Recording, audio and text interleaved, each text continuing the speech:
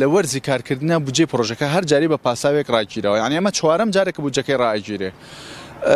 کۆمپانیای جێبەجێکاریش ینی مەسروفاتی چیداری زۆری لەسەرە، ینی ناکرێ هەروە بەردەوام بین و خاوەنکار ناتوانێت ڕێگریەکانمان بۆ چارەسەرکە، نەکار چارەسەری بودجێ پرۆژەکە کە لە کاتێکە ڕێکارە ئیداریەکانی پرۆژەکەش بەڕێکوپێکی بەڕێوە ناچێت و ئەمانە هەمووی هۆکارن بۆ دۆکەوتنی پرۆژەکە. شێوەی قستیش بێمە ئامادەین کارەکە ئەنجام مێین و بکرێت، بەڵام بەڕاستی کە کاتێک هیچ ئاسۆیەک نییە، هیچ دڵنیایەک نادرێت بە کۆمپانیەکەمان نەبێژ ناچارین کارەکە ڕابگرین.